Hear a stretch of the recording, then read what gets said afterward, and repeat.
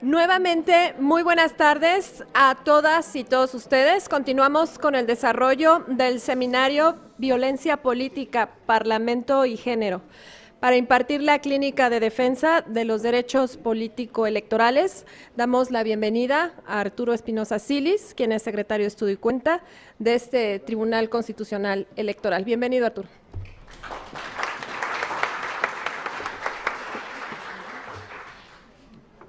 Muchas gracias. Buenas tardes, muchas gracias por la invitación a la gente del tribunal, a Claudia Valle y a los magistrados. La idea es, vamos a hacer una clínica de defensa de derechos políticos electorales de las mujeres. En general, ¿qué es lo que necesitamos hacer para defender nuestros derechos políticos electorales? La idea es que esto sea lo más dinámico posible, que haya mucha interacción entre nosotros, que ustedes pregunten, yo trato de contestar, vamos a ver la mayor cantidad de casos, cómo se resuelven y qué es lo que tienen que hacer ustedes. A mí, bueno, traía una presentación, a ver si se puede poner, estamos intentándolo, pero la idea es ilustrar un poco el camino que se ha recorrido para que el día de hoy las mujeres ganen terreno en la participación política. Desde hace muchos años ha sido un camino muy largo, ha sido un camino a ratos muy tortuoso, ha sido un camino en el que muchas personas han quedado en el camino, se han obtenido muchas victorias, pero también ha tenido sus derrotas y ha tenido diferentes enfrentamientos. Bueno, digamos que, pues como en toda batalla, a veces van quedando gente en el camino, se gana, pero bueno, tiene que haber hay a veces algunos sacrificados, y eso es lo que pasa. ¿Por qué digo esto? Porque muchas de las conquistas que se han obtenido han venido gracias a la impugnación, a los litigios, a pelearlo tanto al interior de los partidos políticos como al exterior, ante las autoridades electorales, en el IFE, en el tribunal, en los estados. ¿Y esto qué genera? Como en todo litigio, pues muchas veces se va a ganar, pero hay otras que no se va a ganar. Pero lo importante, hay dos elementos que yo siempre señalo en los cursos que he dado sobre este tema, dos elementos. Lo importante es, uno, conocer cuáles son los derechos. Si yo quiero defenderme algo, pues tengo que saber a qué puedo exigir, a qué tengo derecho, y a partir de ahí ya poderme defender. Y el otro, intentarlo. Si no lo intentamos, si no intentamos defender ese derecho, no vamos a llegar a ningún lado, porque ni siquiera lo vamos a hacer. Y ahorita vamos a ir platicando cómo a través de los litigios, pues es que a veces se ha ganado, y se ha ganado mucho y el avance ha sido grande, pero a veces se ha perdido y bueno, pues se quedó ahí en el intento, pero lo importante es que se intentó, y a lo mejor a la primera no, a la segunda no, a la tercera, y a lo mejor se necesitan unas cuantas intentos para lograrlo, ¿no? Ilustro esta cuestión del camino porque pues, desde la década de los 50, 1953, que se conquista el voto de las mujeres, pero no es que esa haya sido la única batalla. Antes ya se había intentado que se incluyera el voto de las mujeres en la Constitución y no se logró. Hubo una iniciativa, hubo una reforma, se rechazó la reforma, después se autorizó primero el voto de las mujeres para elecciones municipales y hasta después vino ya a nivel federal. Entonces, a partir de ahí se ha ido avanzando, ¿no? Después, en la década de los 70 vino la primera, en la década de los 50 también vino la primera diputada, fue hasta los 70 que vino la primera gobernadora y fue hasta los 80 que vino la primera secretaria de Estado mujer. Pero bueno, fue hasta el 2012 que uno de los tres principales partidos políticos postuló a una mujer. Antes había habido en 94 estuvo Cecilia Soto, Patricia Mercado, pero bueno, de los partidos con mayor representación, con mayores posibilidades de obtener un triunfo, hasta 2012 postuló a una mujer. Han habido algunas mujeres que han sido presidentes de su partido, Beatriz Paredes, Dulce María Sauri, Amalia García. Ahora el PAN acaba de tener su primera presidenta mujer. Bueno, Patricia Mercado también ha sido presidente de su partido. Esto ha ido poco a poco, y si ven a lo largo de los años, pues empezaron en los 50, en los 40 a lo mejor esta batalla, y hasta ahorita en 2013, 2014 se logró garantizar la paridad para la postulación de candidatos. ¿Qué es lo que vamos con esto? Es que el camino ha ido paulatinamente poco a poco sí ha sido lento, pero hay avances bastante claros y palpables.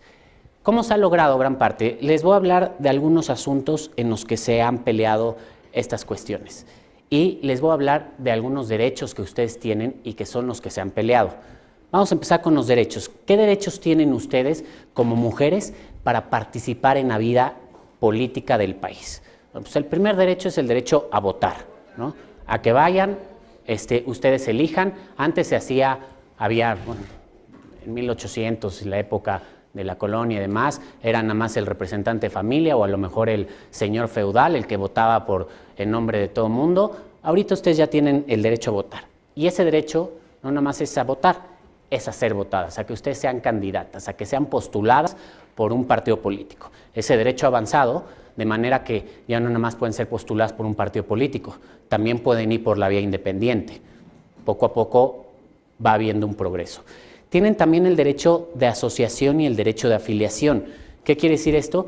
Son los derechos a formar un partido político e ingresar a un partido político.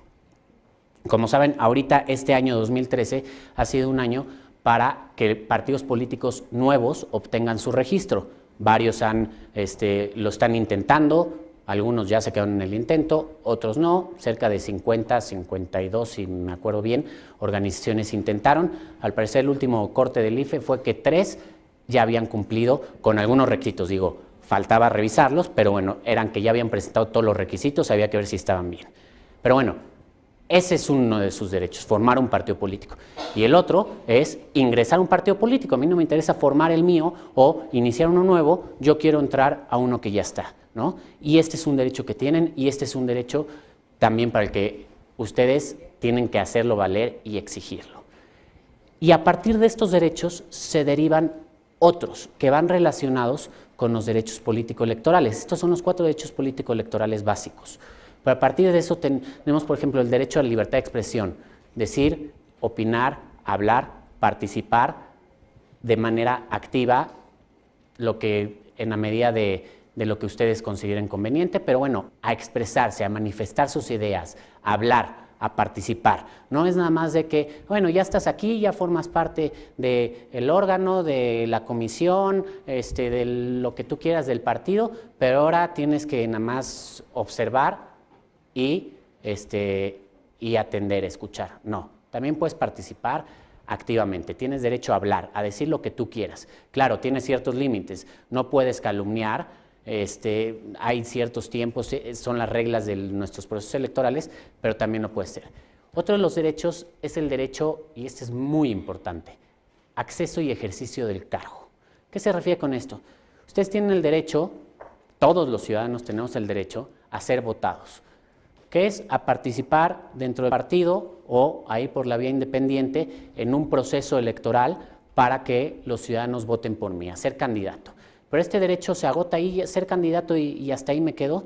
No, este derecho también incluye, si ganas, llegar al cargo y ejercerlo. Y que en el ejercicio del cargo te den todas las condiciones para hacerlo. ¿Cuáles son todas las condiciones? Bueno, pues dependiendo del órgano que integres, que te hagan participar dentro del órgano. Si estás en la Cámara de Diputados, bueno, que te integren alguna comisión,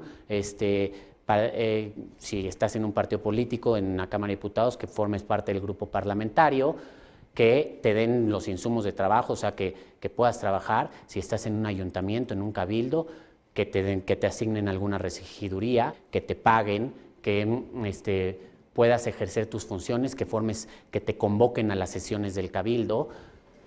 Ese es un derecho fundamental respecto al cual se ha pronunciado varias veces el tribunal. Otro derecho que tienen es el derecho de... los explico y ahorita vamos haciendo preguntas. Otro derecho que tienen es el derecho de acceso a la información. Y este también es muy importante. Yo lo relaciono mucho con sus candidaturas. El día que van a ser ustedes candidatas, candidatos, tienen derecho a tener toda la información para poder contender tanto al interior del partido como en la contienda frente a los demás partidos. ¿Y a qué me refiero? Muchos partidos sacan su convocatoria y dicen, necesito que me acredites tener el apoyo de X porcentaje del padrón de militantes. Ok, ¿quién es el padrón de militantes? Para saber a quién le tengo que ir a tocar la puerta. Ah, no, eso no te lo voy a decir. Nadie que no me lo puedas decir. O sea, para yo ejercer el derecho necesito tener todos los elementos para poderlo ejercer de manera efectiva. Que es a lo que vamos a llegar al final del camino. Esa es la idea, que el ejercicio de los derechos sea efectivo, que realmente lo pueda hacer. Y este derecho de información, bueno, no me lo quieres dar, te hago una solicitud por escrito para que tú me informes y me digas. Y tengo ese derecho. Va de la mano con el derecho de petición. También tengo el derecho yo, partido político, yo candidata, yo candidato, yo ciudadano, yo ciudadana, a ir al partido político y pedirle, te pido que me informes cuándo va a salir la convocatoria. Es un derecho de petición. No, es que todavía no sabes. Me tienes que decir, de acuerdo con los estatutos, está establecido tal. Dentro de estos plazos, yo quiero saber cuál va a ser el método de selección, porque ya ven que ahora es designación directa, votación, encuesta, cualquier cantidad de métodos distintos, pero es lo importante. Estos son el cúmulo de derechos que tienen. Habrá otros que a lo mejor irán saliendo, pero estos son los básicos, los 4 derechos político-electorales fundamentales y estos otros que son accesorios. Estos son los derechos que ustedes tienen que cuidar y que ustedes tienen que estar tras de ellos. Esa es otra de las cosas que les digo, el derecho es de ustedes, no es mío, no es de él, cada quien tiene sus derechos y esos derechos uno tiene que perseguirlos, tiene que hacer que se puedan ejercer. ¿Y cómo? Estar atrás de ellos. Si yo ya sé que viene el proceso de elección de candidatos en mi partido, ya sé que estamos en un proceso electoral en mi estado o a nivel federal y yo quiero participar para ser candidato, no me espero hasta a ver qué pasa el partido. Oye, es que ya viene el proceso, hay que informarme. ¿Cuándo tendría el partido que sacar su convocatoria?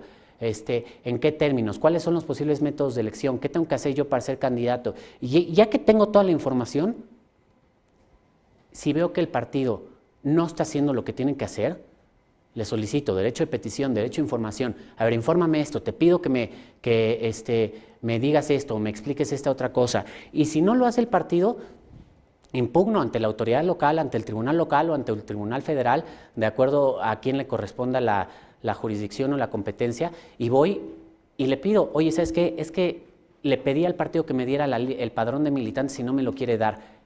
O no me ha respondido, ahí hay una omisión de responder. Entonces voy, impugno y le digo, ya se tardó, ahí tienen los partidos, hay unos partidos que sí está regulado cuánto tiempo tienen para contestar y hay otros que simplemente no se establece un plazo, entonces tiene que ser un plazo razonable. ¿Razonable con qué? Pues bueno, algo más o menos que guarde lógica, ¿no? A lo mejor 2 días es muy poco, pero a lo mejor 40 días es mucho, ¿no? Para contestar. Entonces, oye, te pido autoridad que le obligues a contestarme. Hay una omisión de actuar, hay una omisión de sacar la convocatoria. Los plazos de los estatutos del reglamento indican que ya debieron de haber sacado la convocatoria y no la han sacado. Tienen que sacarlo porque luego lo que pasa, ya lo hemos visto en muchos casos aquí, es guardan la convocatoria o no la sacan y para cuando la tendrían, dicen que la van a sacar, dicen ya es muy poco el tiempo, entonces va a ser designación directa. Oye, no, a mí me interesa participar, yo voy a estar presionando al partido para que saque esa convocatoria. Yo sé que a lo mejor muchas de estas cosas a nivel de cancha ya es un poco diferente, pero bueno, hay que ir haciéndolo y ahí voy al ejemplo, ahí es donde les digo que es una batalla en la que pues a veces va habiendo algunos sacrificados que pues la pelean y no ganan, pero hay otros que ganan, porque hay asuntos muy importantes que sí se han ganado a base de estarlo peleando. Uno de los primeros que les quería hablar es el JS 461 de 2010, perdón. Este es un asunto en cuanto a la cuestión de alternancias en las listas, integración de las listas de representación proporcional. Este se dio en el PRD. ¿Cuál es el asunto? Ya sabemos, ahora es diferente la integración de la lista por esta cuestión de paridad, pero en ese entonces la cuota de género era 60-40 en la postulación de candidatos. Las listas de representación proporcional para diputados en cada una de las circunscripciones son de 40 diputados. Y esas listas se integran por segmentos de 5. Ya sabemos, segmentos de 5. Entonces, bueno, segmentos de 5, pues, ¿cómo integras cada segmento de 5? Da lo mismo, ¿no? O sea, mientras haya hombres y mujeres es lo mismo.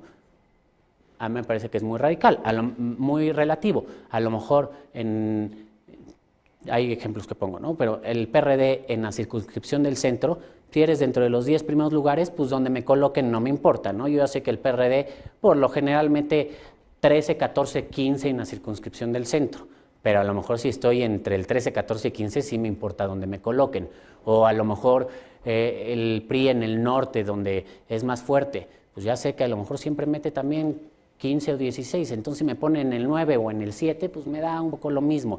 Pero hay lugares de las listas de representación proporcional que son muy peleados en todos los partidos políticos, o a lo mejor si es un partido político más pequeño, Nueva Alianza, el PT, el Verde, pues los primeros 5 lugares son los que son muy peleados, ¿no? Y todos los quieren dependiendo del tamaño del partido. Entonces, en ese caso, el punto era, cada segmento de 5 pues tiene que, para cumplir la cuota de género de 60-40 en la lista y que sea una cuestión como competitiva, pues no puedes poner los primeros lugares puros hombres y al final puras mujeres. Lo que se había dicho, lo que dice la ley, es que en los segmentos de 5 debe de haber 3 hombres y 2 mujeres, o al revés, 3 mujeres y 2 hombres. Entonces, ¿qué era lo que pasaba? Algunos partidos lo que hacían era, lugar 1 iban poniendo hombres y mujeres, pero cuando llegan a los lugares peleados, lugar 6, hombre, lugar 7, hombre, lugar 8, hombre, lugar 9 y 10, mujer. Y ya sabían que en esa circunscripción por lo general entraban entre 6 y 7, ¿no? Entonces,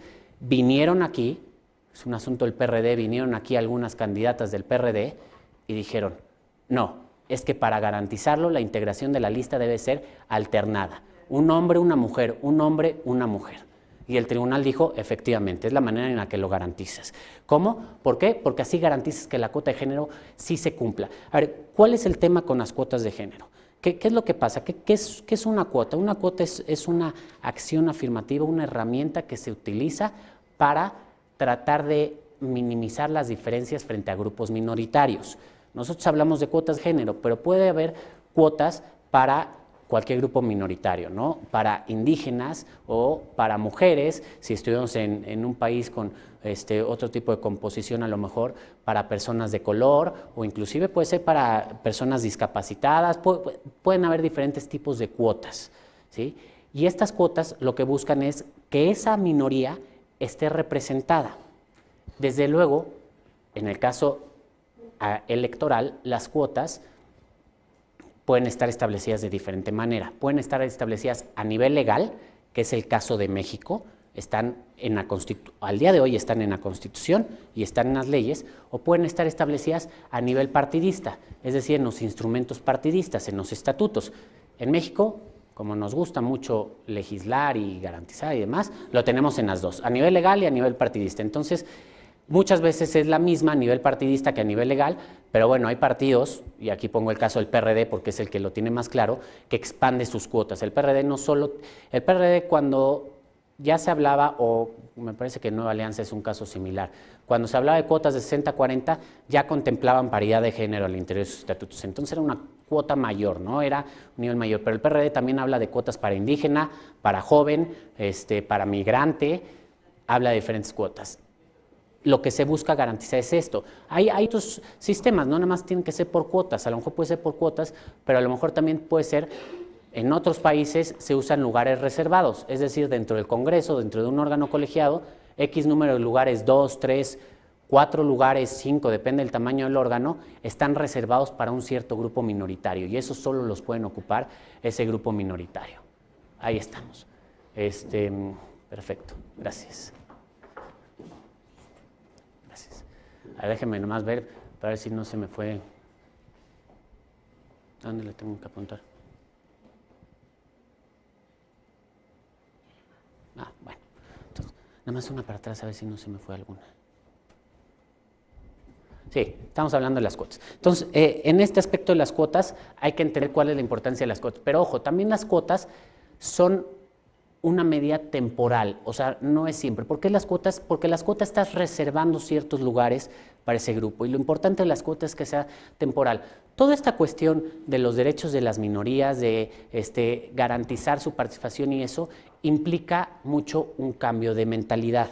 ¿Es esto? O sea, la solución no nada más establece una cuota y que se quede ahí siempre. La solución en todo el tema de género, o en todo el tema indígena, o en todo el tema de los derechos de los grupos minoritarios, es ir cambiando la mentalidad, que se les deje de ver como un grupo minoritario o como un grupo con menores capacidades o con un grupo más débil o una cuestión así, y que se les empiece a ver de manera igual, que no haya esa distinción.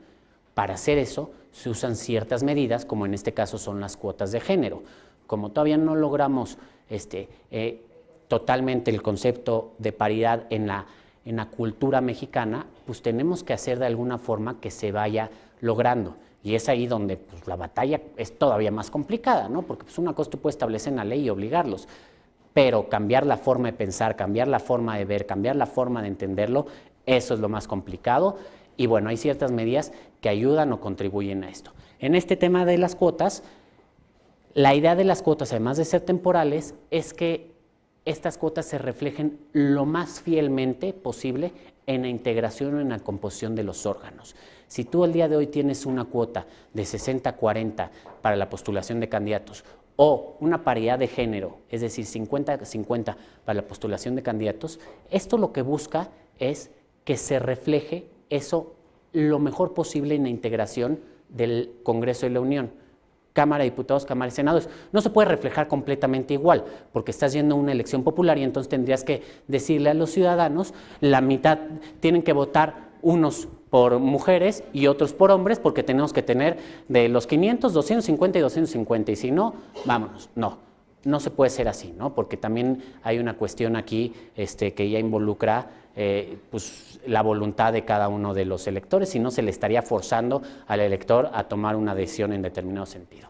Pero eso es lo que buscan las cuotas de género, por eso son una medida temporal que va a buscar que eso se refleje. Llegará un momento en el que a lo mejor inclusive pues, habrá más mujeres candidatas que hombres candidatos, ¿no? A lo mejor llegaremos a eso, esperemos que no falte tanto para llegar a eso. Digamos, lo que me refiero es que ya no se necesiten las cuotas. A ver, vamos al siguiente.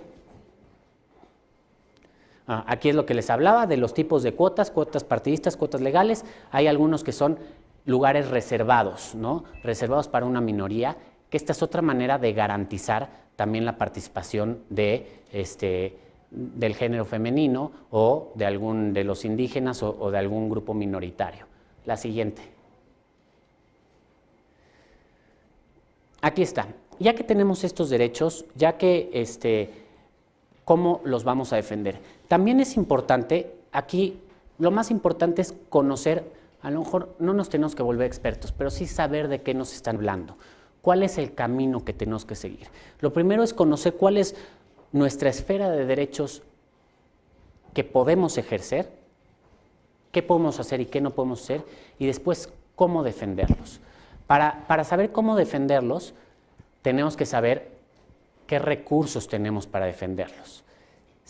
Dependiendo el acto que se esté impugnando, pero si es una cuestión dentro del partido político, todos los partidos tienen instancias jurisdiccionales a su interior.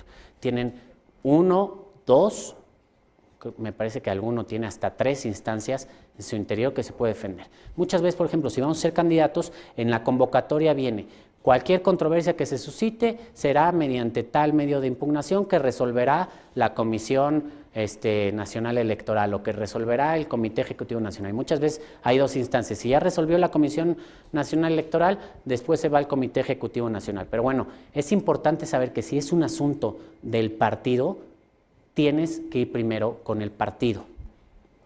También hay una cadena impugnativa y medios de impugnación a nivel local. Entonces, si es un asunto que además es local, que impacta en una elección local, pues tienes que ir también ante el tribunal local a desahogarlo. Y posteriormente, medios de impugnación a nivel federal, que esos ya son la última instancia. Les digo esto porque muchas veces es muy común que se saltan alguna, ¿no? Y entonces, acuérdense que el proceso electoral es muy breve, es muy rápido, los tiempos son muy rápidos, ¿no? O sea, empiezas la carrera y si te distraes tantito, no, pues es que ya llegó la elección dentro del partido y el partido ya registró candidatos y ya empezó la campaña, entonces no te puedes distraer. Y muchas veces lo que pasa es que si no conocemos esa cadena impugnativa y no agotamos esa cadena impugnativa, a lo mejor te vas hasta el final y del final te regresan y eso ya te quitó a lo mejor 2 o 3 días o 4 días, dependiendo, porque pues es uno para que presentes el medio medio de impugnación, le dan un trámite que es un plazo de 72 horas para que en los estrados lo haga, le den publicidad y ver si hay algún tercero interesado en lo que integran el expediente, las constancias, lo mandan en este caso sería al Tribunal Electoral, Sala Superior o Salas Regionales, y de ahí lo ve y bueno, si somos muy rápidos, hay veces que el mismo día o al día siguiente lo estamos resolviendo. Hay veces que a lo mejor tardas 2 o 3 días, pero por lo general lo hacemos rápido. Pero en eso ya perdiste por lo menos 5 días.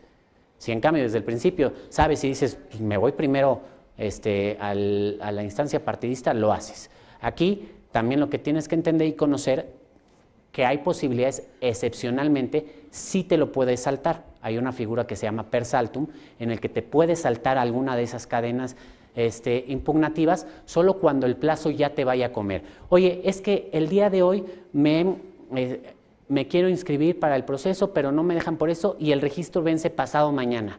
Ah, pues me voy directo a la última instancia porque si agoto toda la cadena impugnativa, ya no va a haber posibilidad. O ¿sabes qué? Me acabo de dar cuenta, y nos ha pasado, hemos estado el día anterior a la jornada electoral resolviendo, que me sustituyeron como candidata, me bajaron de las listas de RP y la jornada electoral es pasado mañana. La jornada electoral es irreparable, tú no puedes regresar el tiempo, ni la puedes volver a repetir, salvo circunstancias muy extraordinarias, como sería la anulación de una elección, pero es un caso extraordinario. Entonces, la jornada electoral es entonces, si yo me voy al partido, después pues ya votan, resuelven, legislan, hacen una nueva reforma electoral y yo voy a seguir peleando mi derecho. No, ahí usas el per saltum y te vas directo hasta allá. O sea, hay ciertos casos de excepción en donde sí se debe de utilizar esta figura y sí te lo puedes saltar, pero la regla general es que hay que agotar todas estas instancias, todas estas fases. Y la otra es conocer en cada instancia, ubicar desde el principio qué medios de impugnación tengo, para que tampoco te equivoques, ¿no? Si vas a impugnar un acto de la organización del proceso, pues habrá un recurso de revisión, pero ya si vas a impugnar los resultados, a lo mejor es un recurso de inconformidad. Hay que ver para cada acto que vas a impugnar cuál es el medio que le corresponde. Por eso les digo que es importante que conozcan todo esto. Muy probablemente mi mayor consejo ahí siempre es, pues, desde luego, tengan la asesoría necesaria, pero ustedes también conózcanlo, ¿no? Para que sepan, no tienen que volverse expertos, no tienen que ser abogados, nada de eso, pero sí más o menos saber, es un poco hacer su tarea. Yo soy la que quiere candidato, el que quiere ser candidato, yo soy el que quiero ser presidente del partido, yo soy el que quiero ser consejero nacional, yo soy el que quiero ser lo que sea. Tengo que conocer, tener todos los elementos a la mano para poder hacer uso de ese derecho. Es ahí donde el derecho es de ustedes y los primeros que los tienen que cuidar es ustedes. O sea, es su derecho. No va a venir el presidente del partido y decir, oye, fíjate que ya me di cuenta que te hicieron esto y te voy a ayudar.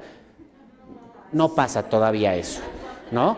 Ni tampoco el vecino les va a tocar y les va a decir, ¿sabes qué? Me di cuenta que se te está yendo el plazo, entonces apúrale, ¿no? Es otra cosa, porque los plazos, como les digo, son muy rápidos. Y muchas veces los plazos para impugnar son de 4 días, pero también tienen que poner atención porque hay veces que hacen plazos más cortos, de 2 días o de 3. Entonces, a lo mejor en lo que estás diciendo, hijo, es que fíjate que me notificaron que ya me enteré cuáles fueron los datos, el registro ante el partido. Lo publicaron ahí, además hay que estar pendiente de dónde se publica, ¿no? Se debe de publicar, o sea, no van a llegar a su casa a tocarles y decirle, oye, fíjate que el partido ya cambió los registros, entonces te estamos avisando. No va a llegar ni nadie del IFE, ni nadie del partido. Ustedes tienen que estar un poco buscándolo, ¿no? Los partidos, las autoridades electorales, o sea, desde luego, si son parte ustedes en un juicio, pues sí les notifican personalmente en la mayoría de las situaciones. Pero si están en un proceso interno contendiendo o si están en algún tipo de elección interna, una cuestión así, no los van a ir a buscar. Entonces hay que estar checando los estrados del partido. ¿Qué son los estrados? Hay una oficina en los partidos a nivel nacional, a nivel estatal, a nivel municipal, en la que se publican ciertas informaciones, ciertas notificaciones del partido. Muchas veces lo hacen además depende, en la página del partido. Entonces hay que estar checando, ¿no? Hay que estar viendo cuáles son las comunicaciones que va lanzando el partido. Y también de eso hay que estar pendiente, porque muchas veces el partido no comunica las cosas. Entonces ahí hay una omisión del partido de publicar la convocatoria, hay una omisión del partido de publicar los resultados de tal cosa, hay una omisión del partido las omisiones de los partidos, es decir, lo que no hacen los partidos, lo que no hace la autoridad electoral, lo que no hace alguien, también es impugnable, ¿no? Tiene el deber de notificarme, de publicar, de emitir, de difundir, de lo que sea, y no lo está haciendo, está incurriendo en una omisión y te pido a ti, tribunal local, tribunal federal, que lo obligues a que lo haga.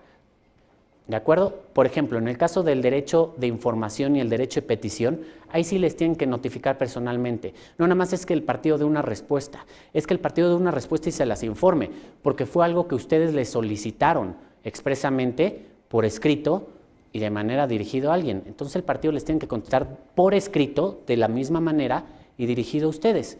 Una cosa es que lo que les conteste, que eso también lo pueden impugnar, es que yo no estoy de acuerdo, bueno, se impugna, y otra cosa es, no me ha contestado, o el partido dice que ya contestó, pero pues nunca me lo hizo saber a mí, ¿no? También por eso, ojo, cuando impugnen, es muy importante siempre señalar un domicilio por recibir notificaciones. Es algo que pasa muchas veces, no se señalan domicilio para ir a recibir notificaciones. Y si están acudiendo ante una instancia jurisdiccional, ante un tribunal local, ante una sala regional, la sala superior, señalen un domicilio en la ciudad donde está ubicado el órgano jurisdiccional. Oye, es que no tengo, pues échale la llamada a un amigo y dile, no es mala onda, déjame dar tu domicilio y avísame si te llega algo, ¿no? ¿Por qué? Porque nos ha pasado en varios asuntos que les quieres notificar, muchas veces les quieres dar un aviso, y es que fíjate que el partido te estás sustituyendo, o fíjate que impugnó el otro candidato y al parecer sí tiene razón, entonces quiero que tú me digas qué onda, a ver, tú qué tienes que decir y eso, pero pues, si no tenemos domicilio, o me señaló un domicilio allá en la Sierra Gorda de Querétaro, o en la Sierra de Puebla, o allá en las dunas de Baja California o algo así, pues yo no llego hasta allá, ¿no? Entonces, ese tipo de cosas les va a ayudar a tener una mejor defensa de sus derechos, a tener mejores posibilidades de éxito y a poderlo ejercer de mejor manera. La siguiente, por favor. Estos son los derechos que les decía: votar, ser votado, afiliación, asociación, acceso y desempeño del cargo, petición e información. Ya se los expliqué. La siguiente, por favor. Aquí empezamos a hablar de los precedentes de esta causa. O sea, aquí es donde les quiero ver cómo. Yo sé que a veces en este país la justicia no tiene los créditos más altos, pero lo que yo quiero ver es cómo sí funciona, y sí funciona en muchos casos. Y como les digo, es una batalla, y en la batalla muchas veces ganas, pero hay otras que no ganas. Véanlo, cuáles son sus posibilidades. Mi jefe lo dice mucho, siempre en un litigio, en una confrontación así, en un juicio, las posibilidades de ganar o de perder son de 50%. ¿Por qué? Porque hay dos partes. Hay una autoridad responsable y hay un actor. Y pues los dos quieren ganar, desde luego. Y siempre cuando emites una sentencia, siempre va a haber alguien que no le va a gustar. Va a haber alguien que se le dio la razón y alguien a quien no se le dio la razón. Y es lógico que al que no le dé la razón, pues no le va a gustar y no va a estar de acuerdo. Pero lo que yo quiero que veamos ahorita, que vamos a ir revisando cada uno de estos, es que sí funciona, ¿no? Sí hay casos y sí se ha ganado mucho terreno en este sentido. Les hablaba del JS 461, perdón, es de 2009. Yo sé que se me olvida el año. Es de 2009. 461 de 2009, este criterio de cómo se acomodan las listas de representación proporcional. Y ojo, ese es un tema que hay que tener ahora muy pendiente. Porque antes este acomodo de las listas con las cuotas del 60-40 era por segmentos de 5. Cada segmento del 5 debía de haber alternancia, hombre, mujer, o mujer, hombre. Pero en cada segmento de 5. No necesariamente tenía que haber alternancia entre un segmento y otro. Es decir, si el primer segmento de 5 terminaba en hombre, el siguiente segmento podía empezar en hombre. ¿Por qué? Porque antes solo la cuota era de 60-40. Y ese va a ser un asunto que ahorita van a tener que estar muy pendientes. Ahora, por simple lógica, para que se logre la paridad de género, va a tener que haber alternancia en toda la lista. en toda la lista. Y eso es algo que vamos a tener que estar pendientes. Yo creo que así se debería hacer, pero si no, me parece que si lo pelean, van a tener muchas posibilidades. ¿Cuál es la lógica? Simplemente que si no pones 1, 1, 1 en toda la lista, no se logra 50, 50. O sea, la lista es de 40, y si no vas poniendo 1, 1, 1, 1, 1, no se lograría que hubiera 20 y 20. Entonces, aquí hay que estar pendientes. O sea, me parece que esta cuestión de los segmentos de 5 y de la integración de las listas va a cambiar. Entonces, es un primer dato. Luego viene el famosísimo caso de las Juanitas y las antijuanitas. ¿Qué fue lo que pasó? Desde la elección de 2009, que fue cuando, en 2008 fue cuando se introdujo, en 2007, 2008 fue cuando se introdujo esta cuestión de la cuota de género del 60-40, pues en 2009 fue la primera vez que los partidos tuvieron que cumplirlas. Aquí se cumplía un poco diferente porque la interpretación que se le había dado al código era, tú tienes que cumplir una cuota de 60-40 en la postulación de candidatos, excepto aquellos procesos internos de selección que sean por vías democráticas. Entonces se entendía diferente. Si tú ibas a una elección interna, era democrático, entonces ahí no se tenía que cumplir el 60-40. Si tú era una designación directa, sí tenías que cumplir el 60-40. Entonces los partidos un poco se justificaban en eso. Y además hicieron otra situación. En 2009, pues bueno, dijeron, vamos a cumplir lo más posible la cuota de género, la trataron de cumplir, pero una vez que llegaron a la Cámara de Diputados, las mujeres empezaron a renunciar, o más bien a pedir licencia para separarse del cargo, y el que asumía la propiedad de la diputación era un hombre. Entonces, pues era un chanchullo. Yo ya cumplí con el requisito para las candidaturas, pero ya que estamos en el ejercicio del cargo, se lo cedo a un hombre. Pues eso es trampa, ¿no? Porque les repito, por donde lo veamos. Por un lado, pues el derecho no se agota simplemente con ganar la elección. Este va hasta ejercer el cargo y tener las condiciones de ejercer el cargo. Y por el otro lado, el objetivo de las cuotas de género no es nada más postular candidatos por postular candidatos. Es que esa postulación se vea reflejado lo más posible en la integración del órgano. Y pues de esta manera, si tú hacías trampa, pues no se iba a ver reflejado nunca en la integración del órgano. Gracias. Entonces, esto fue lo que ocurrió en 2009. A raíz de eso, para el proceso de hace 2 años, de 2012, los partidos desde el inicio, y aquí es donde ve, ese caso es muy enigmático para lo que les trato de explicar. Desde que inició el proceso inicia en octubre. Este año va a iniciar en octubre, a partir de 2018 ya va a iniciar en septiembre, porque se adelantó la fecha de la jornada electoral. Antes era el primer domingo de julio, ahora va a ser el 1 de junio. Pero bueno, ante este cambio, desde que se inició en octubre, por ahí de finales de octubre, un grupo de mujeres, en esta ocasión del PAN, impugnó la convocatoria de selección de candidatos del partido, diciendo que no se garantizaba la cuota de género, que no se estaba buscando esa postulación de 60-40 en la integración de candidaturas. Aquí lo que dijo el tribunal, y teniendo como antecedente el caso Juanitas, las sustituciones estas que hubo en 2009, lo que dijo el tribunal es, a ver, tú como partido político tienes la obligación, fueron varios criterios. 1, tú tienes la obligación de cumplir con la cuota de género. No es una cuestión opcional, no es una sugerencia que establece la ley, es una obligación. Tú tienes que hacer todos los actos necesarios para garantizarla.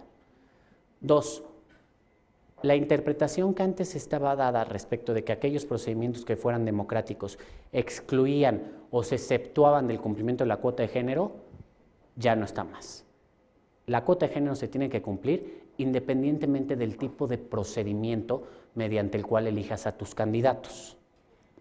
Y tercer punto, la integración de las fórmulas para garantizar que esa cuota se refleje en la integración del órgano es por personas del mismo sexo. Es decir, las fórmulas propietario y suplente deben de estar integradas, al menos en aquella grupo que sea minoritario, que pertenezca al 40%, deben de estar integradas por personas del mismo género. Esos fueron los requisitos. Esto fue iniciado el proceso. Hubieron, ya no me acuerdo si 5, 6, 7 incidentes de inejecución de sentencia, en lo que tanto el partido decía, no, es que yo ya inicié mis procedimientos internos de selección, el grupo de mujeres decía, es que no nos están garantizando, nos están haciendo chanchullo, ¿verdad?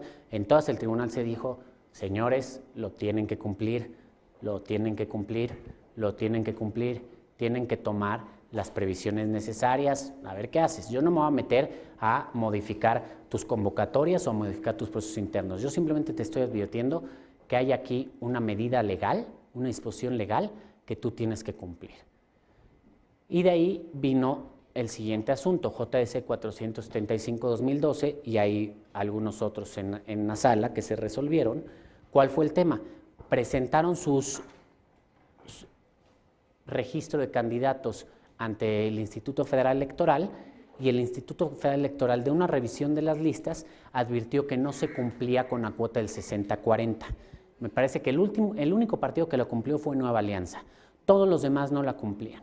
Entonces, ahí lo que hace el instituto es, mira, hay una disposición legal y además tantas sentencias del tribunal en las que dicen que tienes que cumplirlo.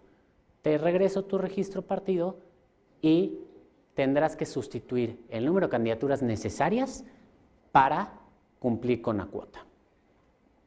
En caso de no hacerlo, pues no se te tendrán por registrados los candidatos que excedan, ¿no? Y pues ya nosotros escogeremos ahí a ver cuáles. Los partidos presentan una nueva solicitud de registro, cumplen todos con la cuota, pero desde luego muchos de los candidatos que sustituyeron a fin de obtener el registro vinieron e impugnaron. Dijeron que ellos habían sido electos democráticamente, que habían participado en un proceso interno de selección de candidatos, que su sustitución es violatoria de su derecho a ser votado. Vinieron aquí haciendo varias alegaciones. La verdad es que este caso es muy interesante, porque sí demuestra esta situación. A ver, está el derecho del grupo minoritario, en este caso de las mujeres, a participar como candidatos. Hay una cuota que se debe de cumplir. Y además, pero también los candidatos participaron en un proceso, ganaron su elección y pues fueron postulados. Al final, la autoridad les dice, haz una sustitución y tú cámbialo. La verdad es que desconozco cuál haya sido el criterio de los partidos políticos para hacer esas sustituciones. Aquí no nos expusieron cuál fue su criterio y simplemente fue un cambiadero de candidatos por candidatas, ¿no? Porque aparte muchas veces no tenías que o sea, pues muchas veces decías, bueno, si era una fórmula de propietario y suplente y la suplente era mujer, pues subes a la mujer y metes otra de propietaria, pero muchas veces no era así y además tenías que sustituir a dos candidatos, ¿no? Al propietario y al suplente. Entonces, eso era lo que pasaba. Aquí, ¿qué es lo que se hace? Pues ahí hay dos derechos en juego, ¿no? Uno es el cumplimiento de la cuota, que es un derecho para un grupo minoritario, pero el otro es un derecho que también es un derecho político electoral, es un derecho humano, fundamental, de el grupo mayoritario, en este caso los hombres, de ser postulados como candidato, de ser votado. Lo que hizo el tribunal y lo que se hace un poco en estos casos es una ponderación entre los derechos, ¿no? Y se justifica justamente darle prioridad al cumplimiento de la cuota porque es una medida, como ya dijimos, que lo que busca es minimizar las diferencias entre grupos y busca proteger a un grupo que históricamente ha sido más vulnerable o que ha generado menor participación. Eso es un poco lo que se buscó y de esa manera fue como se argumentó que la sustitución que se había hecho había sido conforme a derecho, ¿sí? Aquí, ¿qué es? Pues se le da, realmente no hay una violación de derecho porque la cuota está justificando que haya una sustitución de candidatos porque se está buscando un bien mayor. ¿Qué es el bien mayor?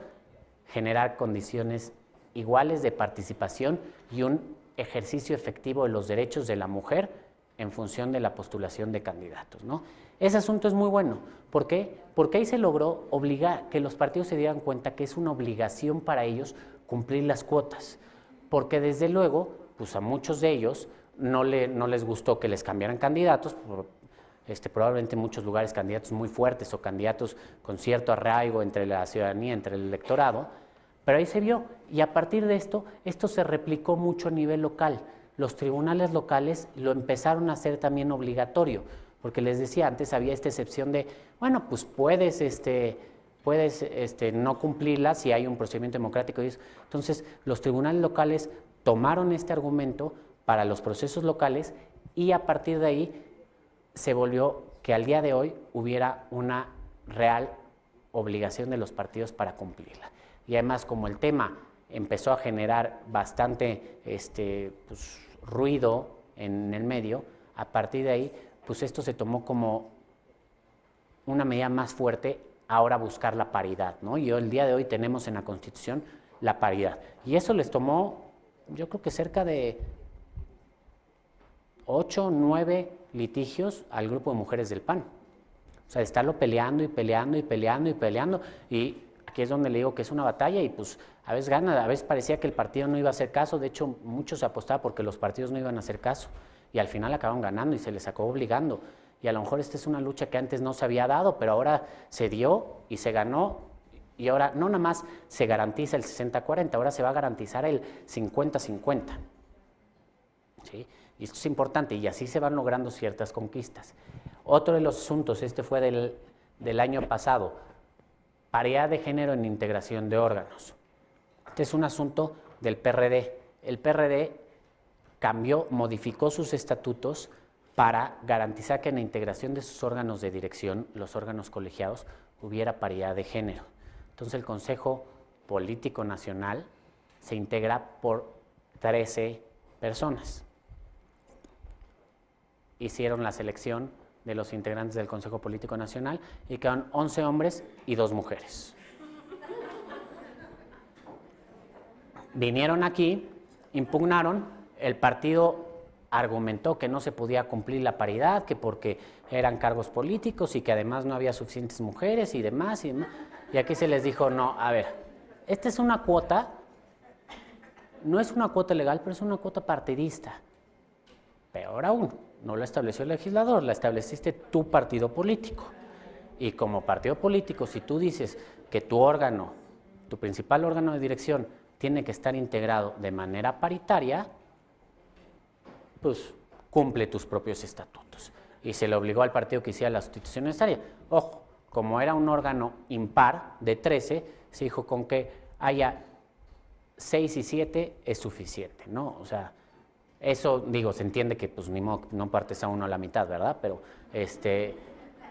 entonces suficiente. Pero ahí se obligó al PRD y además me parece que también es un presente muy importante. ¿Por qué? Porque era el máximo órgano de dirección del partido, un órgano sumamente importante para el partido, en el que sí, muchas veces, desde luego toma decisiones políticas muy importantes, pero muchas veces, lo sabemos, yo siempre lo digo, la materia se llama político-electoral, son derechos político-electorales. Tiene una parte electoral, que es una parte jurídica, que es una parte que nos basamos en la ley y demás, pero tiene una parte política, que es una parte de consensos, de acuerdos, de diálogo, de negociación, que pues, para un órgano jurisdiccional, pues eso escapa a nuestras capacidades, ¿no? Y muchas veces sabemos que muchos de esos nombramientos pues, no solo atienden a la parte jurídica del cumplimiento de la... atienden también, al ser de tal importancia, a cuestiones políticas. Entonces eso es lo relevante, que a pesar de ser un órgano político de principal importancia dentro del partido, se le obligó a que cumpliera sus estatutos y a que estableciera la paridad de género en su integración. Aquí hay otro punto, porque muchas veces no nada más se establece paridad, se establece también alternancia. Ya lo vimos en el 461 que implica alternancia, pero hay 2 tipos de alternancia que se han estado regulando. Una alternancia en la integración, ¿qué quiere decir? Que sí, o en la conformación, en el caso de las listas que tiene que haber 1, 1, 1, 1, 1, pero también hay legislaciones me parece por ejemplo que es Sonora para la integración de ciertos órganos, que establece alternancia en los nombramientos. ¿Qué quiere decir eso? En un órgano colegiado que sea impar, por ejemplo, hay 7 personas que lo integran. De esas, 4 son mujeres y 3 son hombres. Si tiene que haber alternancia en la integración, a la siguiente tiene que ser al revés. 4 hombres y 3 mujeres. O inclusive se ha llegado a interpretar, porque ya han llegado los casos aquí, ¿qué pasa si un hombre renuncia o se va o lo despiden antes de tiempo, lo que sea que pase? Pues tiene que haber alternancia en la integración entre una mujer. Aquí hay que ver, ¿no? Porque luego también entras en dilemas en cuanto a que nos gusta un poco regular de más y a veces establecemos todos, ¿no? Tiene que haber paridad y tiene que haber alternancia y tiene que haber no sé qué, entonces llega un momento que no se pueden cumplir todas. O hay alternancia o hay paridad o hay que verlo ahí exacto. Entonces, y además tiene que cumplir una cuota y además, oye, no todas son compatibles. O sea, por eso es lo importante entender las cuotas, para qué sirven, no nada más hablar de ella, hay una cuota, hay una cuota, hay una cuota, entenderlas para qué sirven, como unas medidas temporales para garantizar igualdad de condiciones en la participación política de hombres y mujeres. Esas cuotas pueden ser de diferente tipo, pueden ser cuotas como ya lo establecimos, un cierto porcentaje, puede ser paridad, que eso ya no es propiamente una cuota, ya lo que se busca es igualdad, que haya 50-50, o puede ser lugares reservados, puede ser diferentes medidas. Otra manera de garantizarlo es que haya alternancia para que, pues, si un órgano está integrado con una determinada composición, a la siguiente esté integrado de manera equilibrada para que ahora haya más personas del otro género.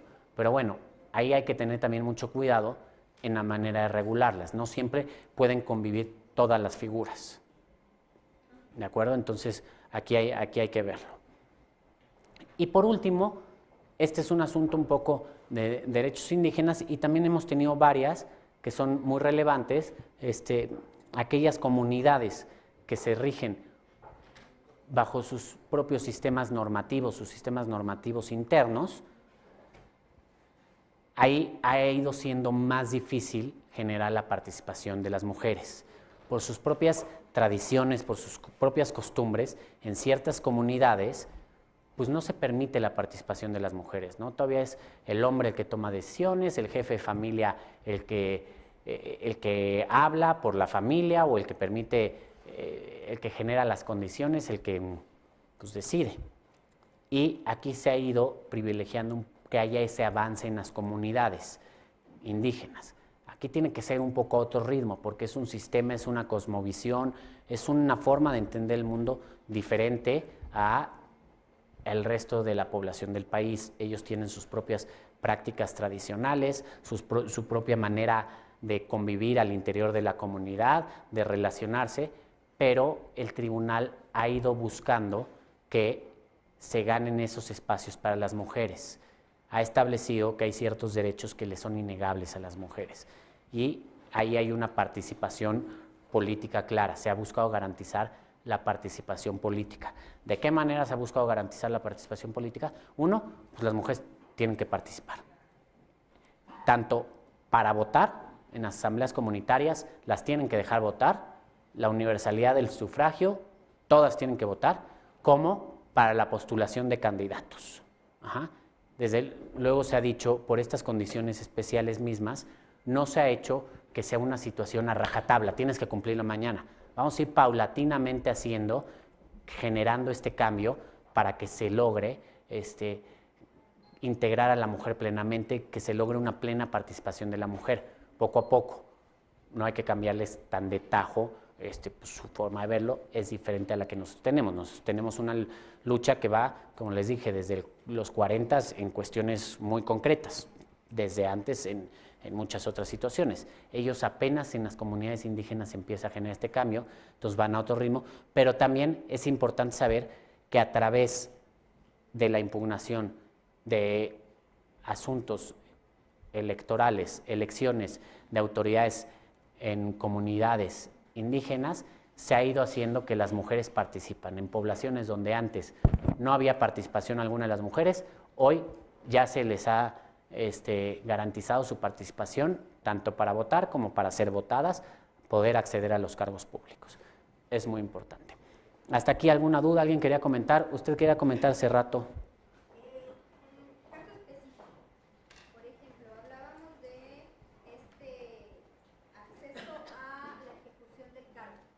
Esto, según yo entiendo, no sé, probablemente estoy equivocada, es estrictamente en los casos de elección popular y elecciones constitucionales. Al interior de los partidos, según yo, aún no está normado, o cuando menos en el mío no lo he encontrado normado. Entonces, ahí tendríamos que iniciar con un JDC para evidenciarlo, para posteriormente poder pelear un cambio, ¿no? A ver, ahorita vamos con usted. A ver, el derecho de acceso y desempeño del cargo, acceso y ejercicio del cargo, no es un derecho propiamente previsto en la legislación. Es un derecho que se deriva del derecho a ser votado y también el derecho a votar, ¿no? Porque si yo como ciudadano elegí a fulanito de tal o a esta otra persona o a quien sea como mi diputado, yo no quiero que el que funja como diputado sea otro. A mí me interesa que sea él y que él es el que llegue y él sea el que toma las decisiones porque yo así lo elegí. Y bueno, desde luego yo como candidato, pues si me postulo a un cargo es porque lo quiero ejercer, no nada más porque pues, quiero ver la experiencia, ver qué se siente subirme ahí al carrusel y ya, me bajo cuando pase lo emocionante. No, la idea es seguirlo. Entonces, fue un derecho que se fue construyendo, digamos, su regulación o los criterios que ha ido estableciendo el tribunal se construyeron a partir de casos concretos en los que venían integrantes de cabildos de ciertos ayuntamientos y decían, es que a la hora de la toma de posición el presidente municipal nunca me llamó y no me quiere tomar posición. O, hubo alguno, los partidos políticos se reunieron y acordaron entre ellos que mejor iba a ser regidor tal otra persona. O ya llegué al cargo pero no me quieren asignar regiduría, entonces pues yo no tengo regiduría. O ya llegué al cargo pero ahora no me pagan. Inclusive ha habido un asunto en el que sí me pagan, me empezaron pagando, luego me pagaron menos, luego un poquito menos, luego un poquito y ya no me pagan nada. No, a ver, hay ciertas condiciones para que tú ejerces el cargo, ¿no? Desde luego, la primera es que te den posesión del cargo, o sea, que llegues al cargo, que tomes protesta y que tengas condiciones de ejercerlo. Luego, ¿qué necesitas para ejercerlo? Pues necesito que me digan qué voy a hacer. Ajá. O sea, en el caso de los ayuntamientos es muy claro, cada regidor tiene una regiduría específica de ecología, de panteones, de hacienda, de salud, de educación. ¿Cómo? Comisiones que algunos se llaman regidurías. Su comisión. Hay distintas. Entonces, hay que garantizarles, o sea, que te asignen una, si no, pues nada más voy a sentarme ahí a ver. Hay otros casos en los que, es que yo soy regidor, pero no me llaman a las sesiones de cabildo, o no me dejan participar en las sesiones de cabildo, nunca me convocan. No, pues también te tienen que convocar y no me pagan. Oye, pues como cualquier trabajo, todo trabajo, requiere un pago, ¿no? Para que yo lo pueda ejercer. En este sentido, aquí se fue construyendo toda una serie de criterios para garantizar ese derecho, para hacer que ese derecho se pueda ejercer y que no nada más tú llegues, voten por ti y ya después hasta ahí se acaba. Se tienen que ir peleando. Lo que tú me dices al interior del partido pues sería una cuestión que se tienen que pelear. Es la misma lógica. A ti te eligieron para un cargo partidista, pues tienes que buscar que ese cargo partidista lo puedas cumplir. A ver, acá usted quería decir algo. Se supone que el INE tiene, bueno, le dio un plazo a los partidos políticos para que a más tardar el 30 de septiembre actualicen sus documentos a partir de la modificación que se hizo a la Constitución y a las leyes reglamentarias, ¿no? Ajá. Para tomar en cuenta todos estos criterios que tienes como precedente, ¿o me equivoco? Sí, o sea, a partir de la nueva reforma que hay, los partidos tienen también cierto plazo para adecuar, es que pues no nada más son los criterios del tribunal, hay una nueva ley general de partidos políticos que establece criterios en muchos sentidos, no nada más en postulación de candidatos, en cuestiones de financiamiento, en otras muchas cuestiones, que esas las tiene que hacer. Esta es la clave y el archivo está ahí abierto en la pantalla, nada más se lo mandas. Perdón.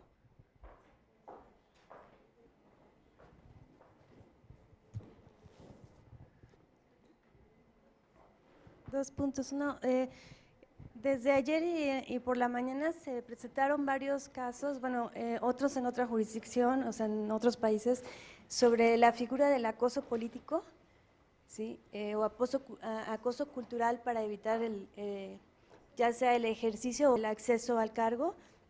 Entonces quería preguntar, aunque no fueran estos precedentes destacados, creo que los destacaron por su referencia directa a la cuestión de la paridad o de la igualdad de mujeres, pero ¿hay algún otro en donde de alguna manera se haya pronunciado el tribunal o por cómo se constituye o cómo podemos ir documentando los casos de acoso que no llegan a generarse en un delito electoral, para no esperar a que desnuden a la mujer y la pongan y la apedreen en público, ¿sí?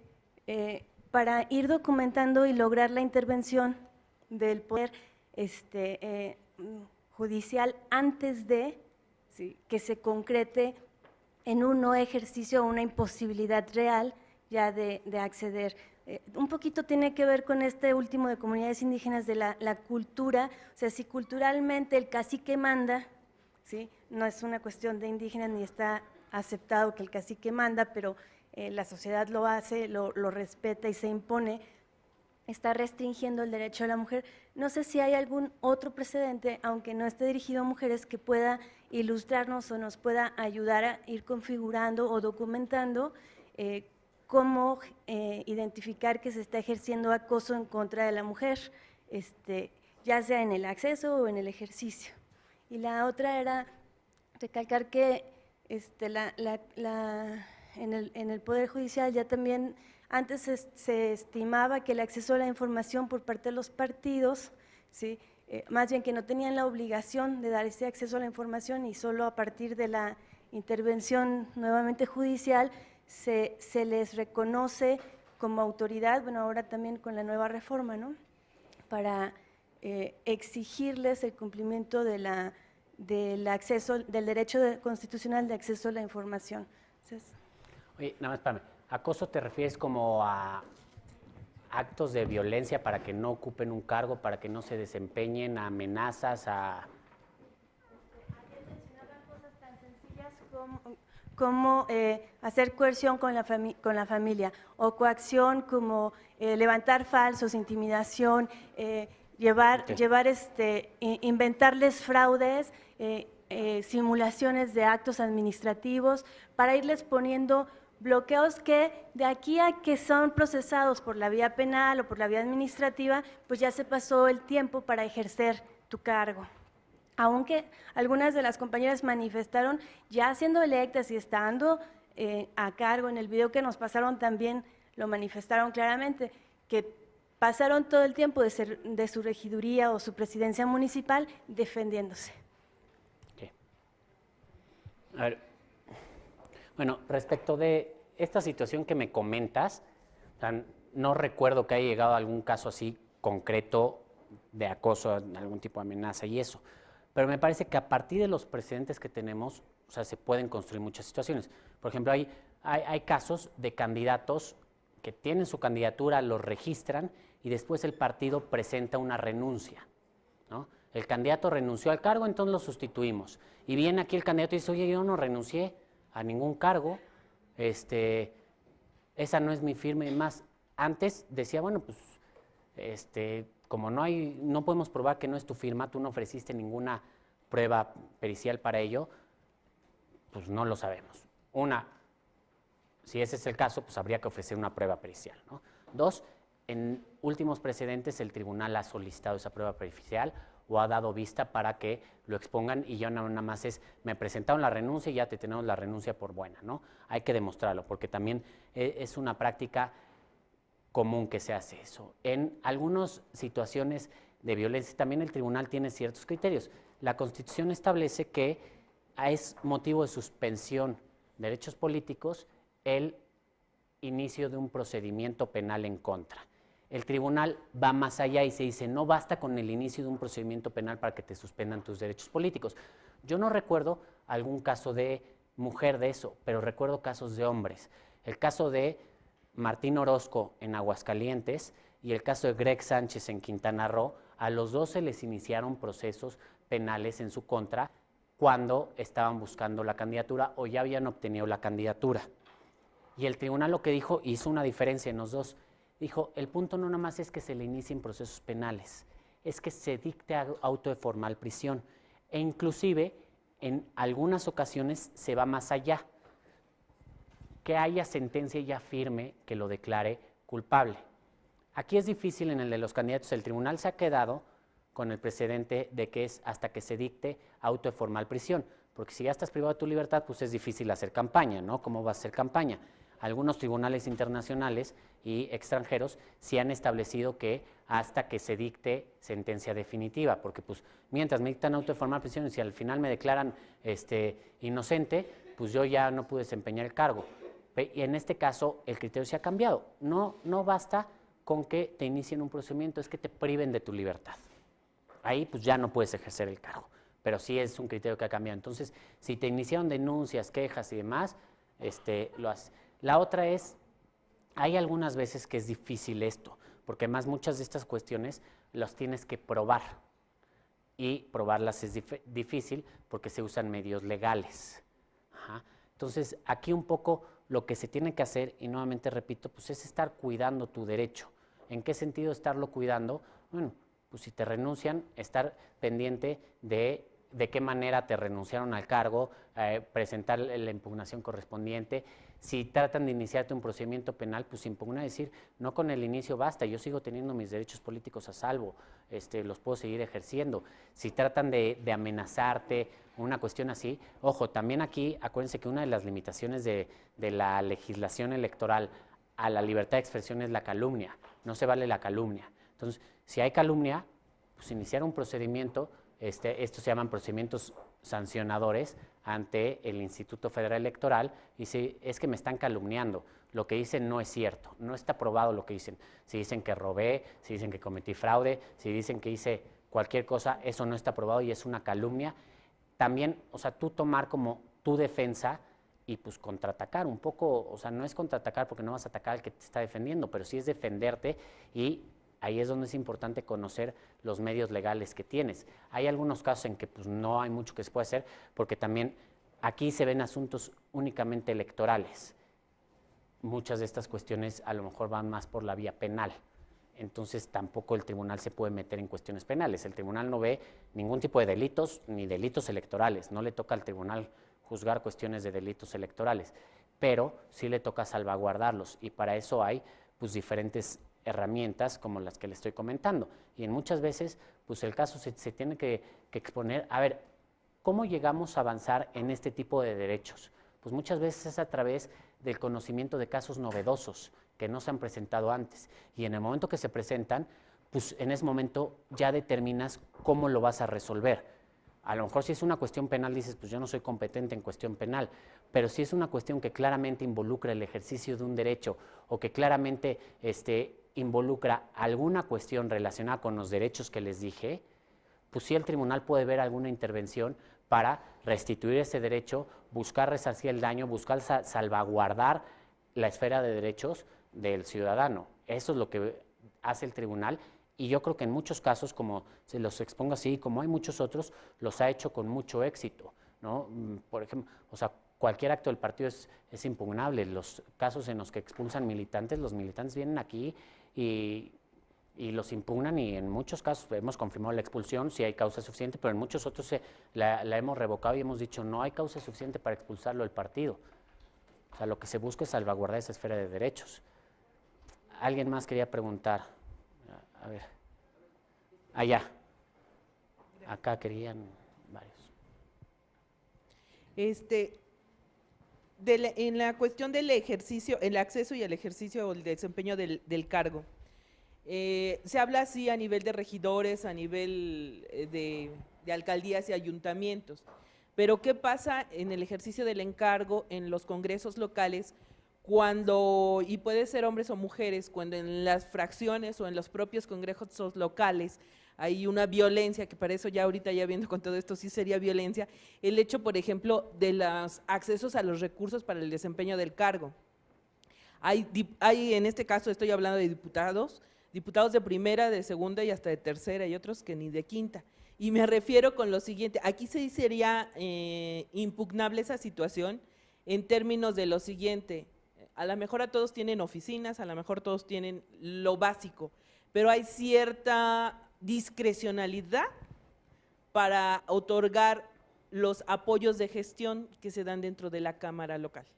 Y sobre todo las mujeres somos menos competitivas en hacer gestión frente a las instancias administrativas y frente a las cámaras, o más bien las juntas de coordinación política, o como se llamen en otros congresos, frente a ellos, y entonces como que hay una élite que solo son los que deciden los recursos, cómo se distribuyen, y los demás pues se quedan al margen de ese tipo de situaciones. Ahí también sería estar conculcando derechos ciudadanos.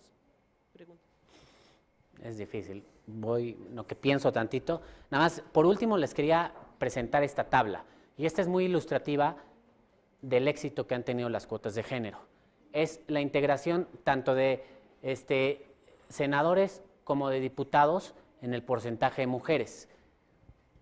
En 2000 se tenía más o menos un 14% de mujeres en la Cámara de Senadores y un 17% en la Cámara de Diputados. A partir de que se les obligó a los partidos a cumplir la cuota de género, el porcentaje pasó del 30%. O sea, si la cuota era de 40 a 60, pues en la Cámara de Senadores tiene un 32, al día de hoy un 32.8% de mujeres en la Cámara, pues se acerca del 40%. Y la Cámara de Diputados está muy cerca, tiene un 37% de mujeres representadas en la Cámara de Diputados. Entonces, ese es un dato de la efectividad de las cuotas de género, que sí se está garantizando, sí están cumpliendo su objetivo, y además las sentencias del tribunal también están contribuyendo a que haya eso. Lo que les decía, esas cuotas de género sí se están viendo reflejadas en la composición. Por ejemplo, podemos verlo en 2009. En 2009 pues hubo un cierto repunte en diputados, que ya hubo un 28%, pero de 2009 a 2012 creció casi un 10%. Entonces, eso sí es significativo y es relevante. Ahora, respecto al caso que nos pone, la verdad está muy difícil. No, a ver, es que hay ciertos límites. O sea, esta cuestión del acceso y ejercicio del cargo tiene ciertos límites. Hay ciertas condiciones básicas para poder desempeñar el cargo. Pues, a ver, que tengas las funciones claras y delimitadas que vas... Bueno, uno, que te den posición del cargo. Que tengas las funciones claras y delimitadas del qué es lo que vas a hacer, cuál va a ser tu desempeño. Que tengas las condiciones mínimas para poderlo desempeñar. A lo mejor una oficina, que tengas una remuneración, que tengan... Pero hay ciertas cuestiones que ya exceden. ¿Por qué? Porque también se empieza a volver una cuestión, pues digo, disculpen que lo ponga así, pero una cuestión un poco de chisme, de es que a él le dan más, que a él le dan más, y entonces el tribunal, y nos pasa, hemos caído en cuestiones de, es que no me dan el suficiente material, no tengo los suficientes lápices para ejercer mi cargo, no tengo, estamos votando en una sesión de cabildo y mi voto, perdí el voto, entonces yo quiero, no, bueno, hay ciertas cosas en las que, o sea, no podemos llegar hasta allá, ¿no? Sí tiene un límite. En el caso de los grupos parlamentarios, aquí sería importante ver quién es el que está, quién ejerce esos recursos. Si hay una cuestión de discriminación en función del ejercicio del cargo, pues sí podría ser sujeto de un juicio para la protección de los derechos políticos ciudadanos. Pero en cuestiones parlamentarias, el tribunal ha establecido un límite muy claro entre el derecho parlamentario y el derecho electoral. El tribunal no se mete a la organización interna de los grupos parlamentarios. Por ejemplo, les voy a poner el caso. Han venido dos tipos de casos, ¿no? Uno, yo quería ser coordinador parlamentario y no me dejaron ser coordinador parlamentario. no es una cuestión electoral. O sea, el que tú seas candidato no implica que tengas derecho a ser coordinador parlamentario. Es una cuestión discrecional. Es que yo quería la presidencia o la secretaría de tal comisión y no me la dieron. Tampoco es una cuestión electoral, ¿no? El que tú puedas ser diputado no implica que integres tal comisión o tal otra comisión. O sea, implica que tienes derecho a participar en las comisiones y demás, como todo diputado. Si te están excluyendo de todas, que puede ser un caso, ahora lo vamos a ver los candidatos independientes, a lo mejor llega un candidato y dice, oye, pues ya estoy aquí muy sentadito en mi curul y todo, y muy bonito, pero no integro ninguna comisión, no me dieron ninguna comisión. No, bueno, pues ahí sí vamos a ver qué hacer, ¿no? O sea, no se ha presentado el caso, pero vamos a ver qué hacer, y yo creo que se puede dar con los candidatos independientes.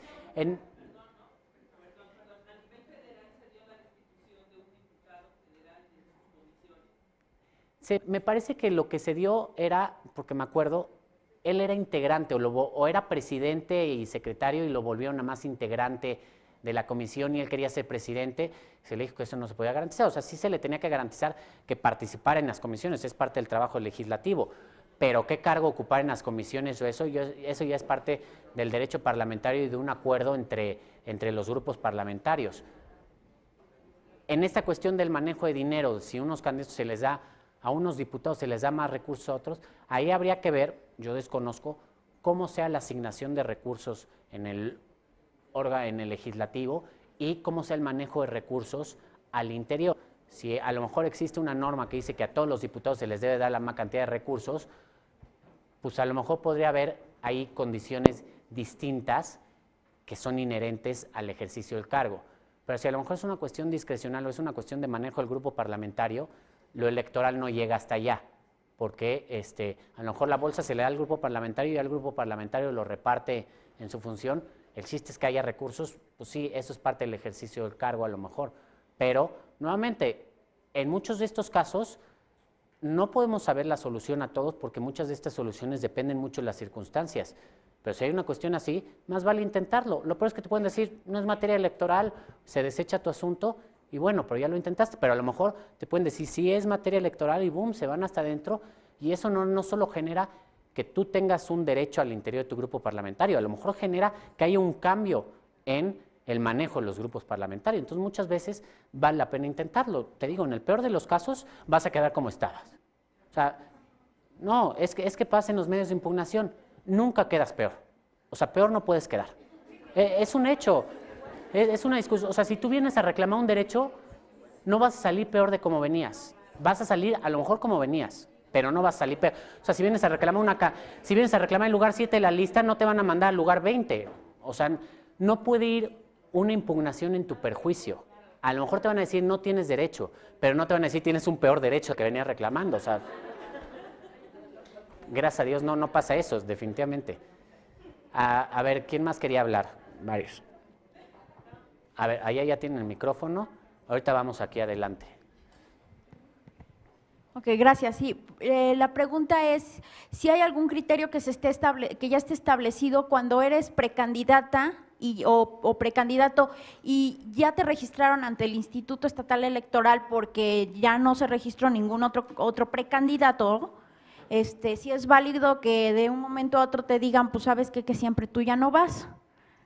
Y la segunda pregunta es, en el caso de la alternancia, ¿qué va a suceder si llega a haber coaliciones o alianzas entre algunos partidos? ¿Qué criterio van a aplicar para esas alternancias? Porque finalmente al hacer la coalición va a ser muy sencillo, muy fácil que digan, no, pues no, ya no va una mujer.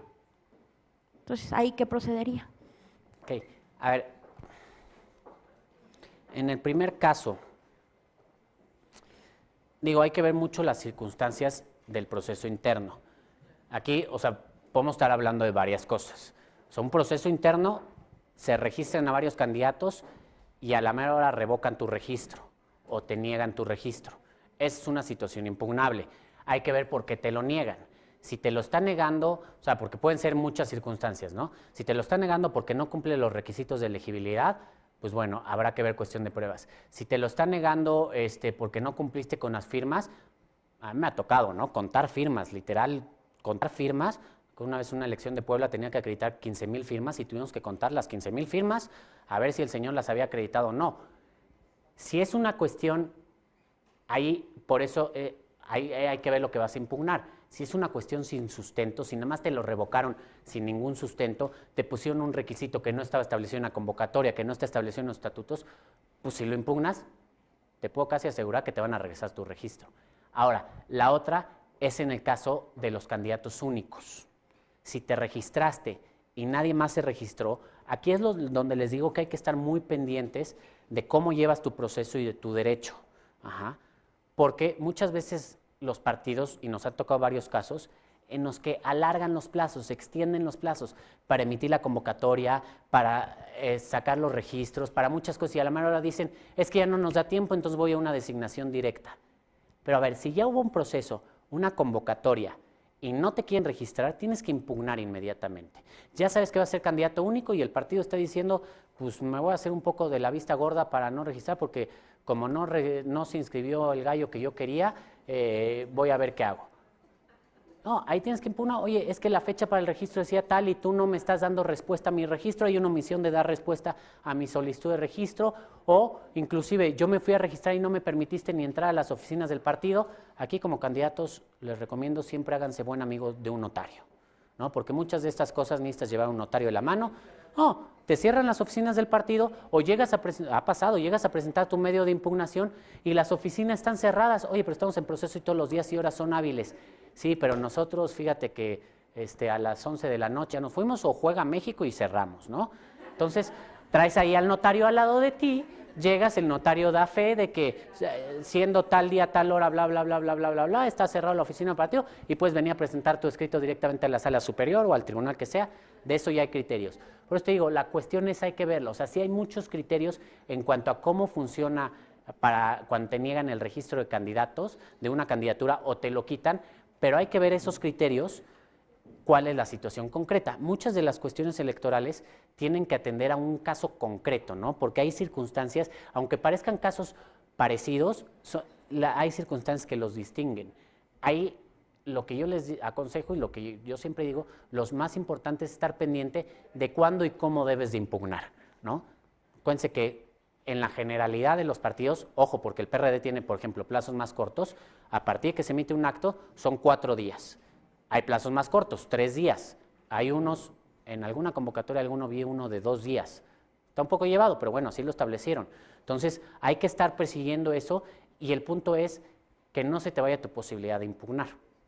Porque muchas veces se va esa posibilidad y ahí sí, ante la extemporaneidad, ya es difícil que podamos hacer algo. Eso es respecto de la primera pregunta. Respecto de la segunda pregunta, ¿me puedes recordar cuál era rápido el tema? Las alianzas y coaliciones. Pues mira, sí, hay que ver qué pasa porque lo que está establecido es una regla de paridad. Ajá. En cuanto a las reglas de alternancia, ahí, pues si fuiste un candidato postulado por una coalición, hay que atender al convenio de coalición, a quien le toca. Pero la regla de alternancia no va en función de la coalición o del partido, va en función del género de quien ocupe el cargo. Entonces, si es una cuestión de alternancia, como le estaba diciendo, que tiene que haber uno y uno, o que tiene que ser una integración de tal manera y la siguiente integración alternada, independientemente del partido que sea o la coalición que sea, la alternancia se tiene que cumplir. El partido ya verá qué ajustes hacen sus candidaturas. Eso es algo que tiene que prever el partido dentro de sus candidaturas. Pero si hoy el cabildo está integrado por 5 mujeres y 6 hombres y la regla, por algo la legislación estableció que si la siguiente integración de cabildo tiene que ser alternada, la siguiente tendrá que ser 6 mujeres y 5 hombres, independientemente del partido que lo postule o demás. Por eso también les digo que hay que tener muchísimo cuidado con estas reglas de paridad, alternancia, cuotas, porque hay veces que muchas lo que hacen es complicar la vida y generan algunos problemas. A ver, acá adelante, ¿alguien ya tiene el micrófono? A ver, la señora quería preguntar y después la señora y la señora y la señora y la señora. A la señora, por favor. Bueno, yo más que una pregunta práctica es, dijéramos, más bien conceptual. El asunto es, ¿por qué se denomina a las mujeres grupo minoritario? considerando, o sea, desde la perspectiva del tribunal, considerando que somos el 52% del padrón. Ah, sí, claro. Entonces, ¿por qué se le cataloga por ese lado? Primera pregunta.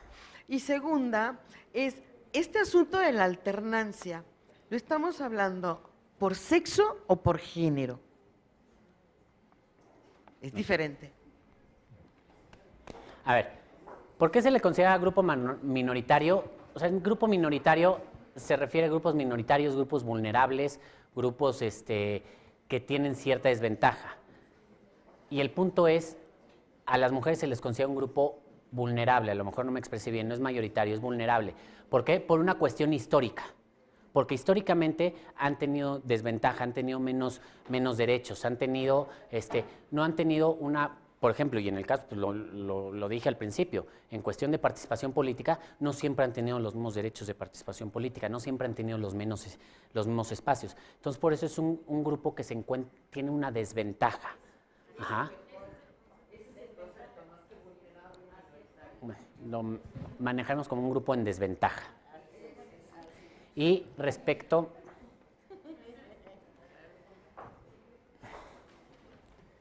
Ok. La otra pregunta era... Sexo y género. Bueno, aquí la cuestión de la alternancia, la ley establece que tiene que haber una alternancia de género en algunos casos, ¿no? Y esta alternancia de género se entiende como una alternancia entre hombre y mujer. Cuando estamos hablando de género se entiende como una alternancia entre hombre y mujer, así lo hemos entendido. Aquí el punto es, y se nos va a ir complicando, porque cada vez empieza a haber más géneros. Entonces, es que mi punto es, todavía no nos han llegado esos casos. O sea, un poco como vamos avanzando en la legislación, y si se dan cuenta, así es como vamos avanzando, es como se van presentando los casos, nos van indicando. Hasta ahorita, me parece que solo se nos presentó un caso de una persona transexual, pero hasta ahorita la legislación electoral no prevé más géneros que hombre y mujer. O sea, no te establece una cuestión de a la persona transexual lo consideras como un género nuevo, un hombre, mujer, no lo establece. Entonces no hemos llegado hasta allá. Por eso en todos los asuntos, todos los presentes que se habla de cuestiones de género, se entienden como hombres y mujeres. El día que nos llegue una cuestión de, oye, pues yo ya soy un género distinto, ¿cómo vas a garantizar mi alternancia, mi cuota, mi paridad, mi lo que sea? Nos enfrentaremos a este problema. Pero hasta ahorita me parece que han habido dos asuntos.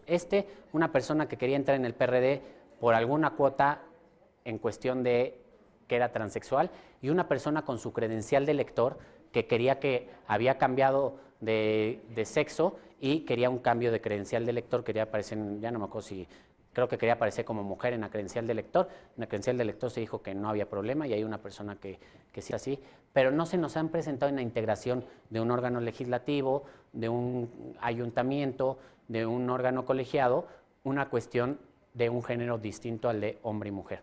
Entonces, por eso, en las resoluciones, nuestro lenguaje... A ver, esa es otra cuestión, que ahí se va viendo también el cambio de mentalidad en el lenguaje, ¿no?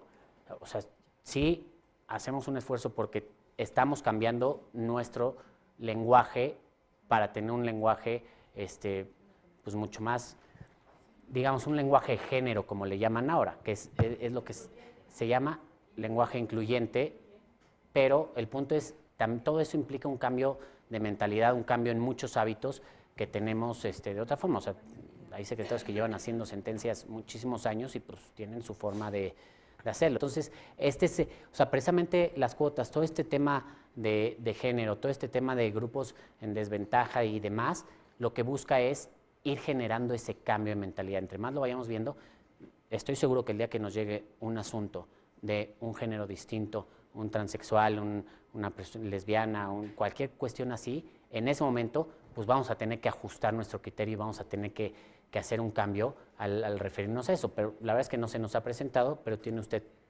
toda la razón, debemos de cuidar más esas cuestiones. A ver, iba acá, a ver, allá. Con la venia de todas las presentes. Yo creo que tanta pregunta es por tan excelente expositor. Muchas gracias. Gracias.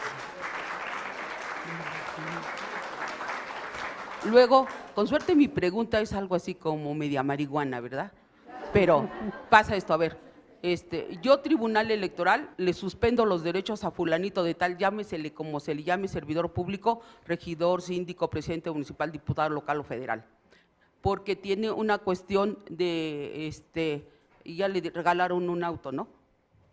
De formal prisión. Entonces le suspendo sus derechos. Después, cuando se termine el procedimiento penal, le digo que es inocente. Pero este señor fue votado y tenía un periodo, ¿sí?, de tal a tal año. Y hasta casi al término le dictan que es inocente. ¿Quién le va a resarcir el daño si fue votado para un periodo? El tribunal dice, no es mi materia, y el penal dice, pues yo ya le dije que es inocente. Bueno, en el daño del tiempo, pues no se puede resarcir, o sea, no podemos llegar. Lo que ha pasado es, al inicio de un proceso de gestión en un ayuntamiento, se le dicta auto de formal prisión, se le mete a la cárcel, se le suspende de su cargo. Pero antes de que acabe el proceso, se le dicta sentencia, lo absuelven, regresa a gozar de su derecho y puede regresar a su cargo. No es irreparable, no hay manera de repararlo. O sea, ahí es una cuestión, no se puede regresar el tiempo. Ahí sí va más allá de lo que puede. A ver, la señora, ahorita vamos con usted. Sí, yo le quiero plantear dos casos sobre la sustitución de candidatos.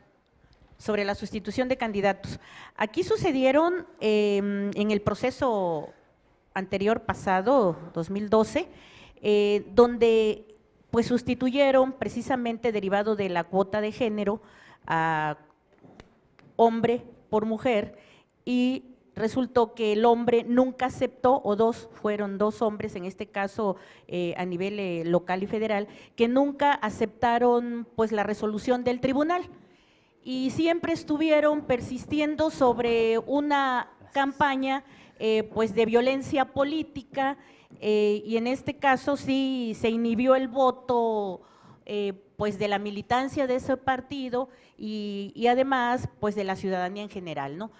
Yo sí quisiera saber qué procede, o sea, porque se van a presentar muchos hechos. Yo no quiero creer que hayan sido hechos aislados estos, porque después de la campaña, después del proceso, tuvimos precisamente otros referentes.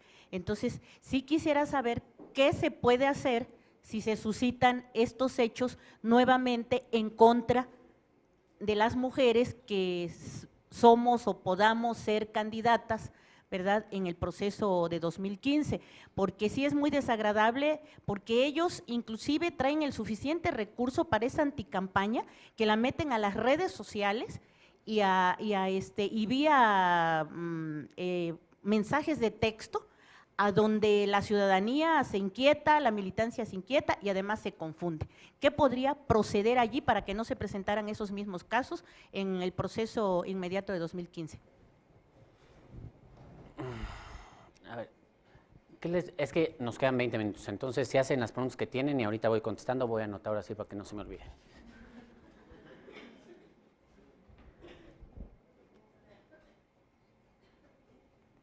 ¿Se oye? Bueno, ahora sí. Bueno, buenas tardes. Mi pregunta sería en este sentido. Me gustaría saber que usted nos dijera qué documentos o qué libros o qué tendríamos que consultar o tener así que como quien dice en la cabecera para nosotras defender nuestros derechos, saber a lo que tenemos derecho, etcétera, ¿no? Ya sea, no sé, el Código Electoral, la Constitución, etcétera. Tener así como que listado, ¿no? Para que hay de ahí saber dónde podemos consultar lo que tenemos derecho y cómo ejercerlos, ¿no? Impugnar, etcétera.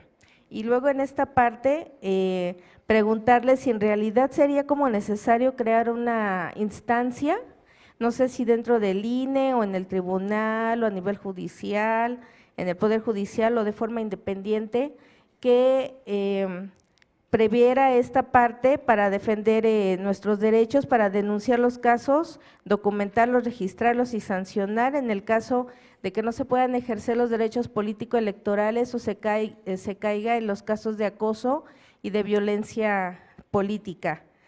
Y bueno, usted decía ahorita que a veces a lo mejor se exageran en algunos casos, pero ayer y hoy hemos estado escuchando casos de viva voz de las compañeras que pues han sido víctimas de acoso y de violencia política, en casos a lo mejor pasados, en elecciones pasadas y hechos que están ejerciéndose en este momento. Entonces, a mí sí me queda esa parte de realmente qué podemos hacer precisamente o qué se puede hacer desde una instancia que pudiera tener todo esto, ¿no? De poder denunciar, de poder sancionar, etcétera, para que ya no siga ocurriendo, porque sí me queda la sensación de que nos ocurren cosas y que nada más nos quedamos pues con esa sensación de impunidad y que no podemos hacer nada más.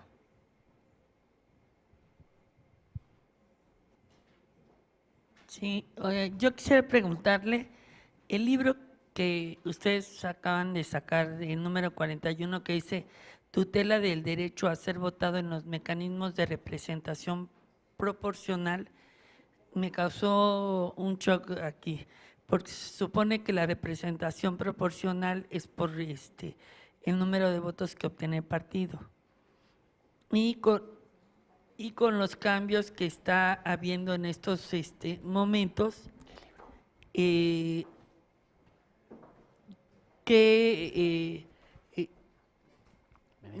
pretenden decir o cuál va a ser el sustento de esto, porque se supone que no estoy segura si para esta elección que viene o hasta el 18 ya van a ser permanentes los legisladores.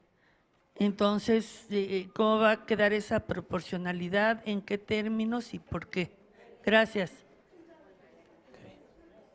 Estoy preguntando para que me contesten, porque se supone que hay dos tipos, que se llega por voto o se llega por la selección que el partido hace. Y es por la mayoría relativa, a eso me estoy refiriendo, para que no se malinterprete. Gracias. Sí, muchas gracias. Buenas tardes. Yo nada más son cuestiones muy rápidas y legales. 3 cosas. Legalmente, ¿qué tiempo tiene el tribunal para resolver entre la presentación del medio de impugnación y la resolución? ¿Existe algún plazo? Otra, ¿en dónde se regula el procedimiento? Entiendo que debe ser algo muy largo como para explicarlo en un par de horas, pero ¿dónde podríamos revisar los pasos a seguir para llevar a cabo un procedimiento de impugnación? Y 3, ¿existe un recurso posterior a la resolución del tribunal? Me refiero en concreto al juicio de amparo.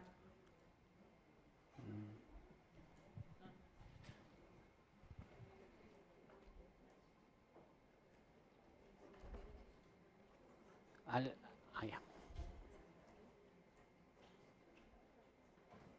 Gracias. Un comentario únicamente hablando de los sistemas normativos internos y hablando propiamente del estado de Oaxaca, donde reconocemos que el sistema normativo interno tiene muchas ventajas, pero si las mujeres no llegamos a trancazos a exigir nuestros derechos, así van a poder pasar 100 años y nunca nos van a dar la libertad, nunca nos van a dar esa libertad de decidir, nunca.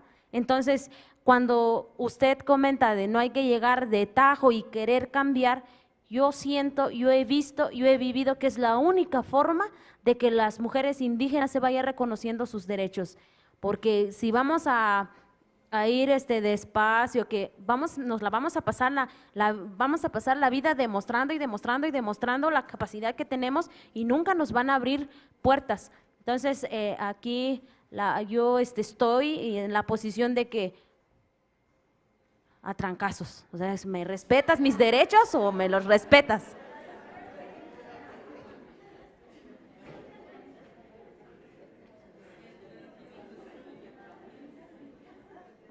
Bueno, en cuanto a la universalidad del sufragio en comunidades indígenas, en cuanto al sistema normativo interno, tengo entendido que se tiene que realizar un estudio, un peritaje antropológico para determinar los usos y costumbres y el sistema normativo interno de la comunidad.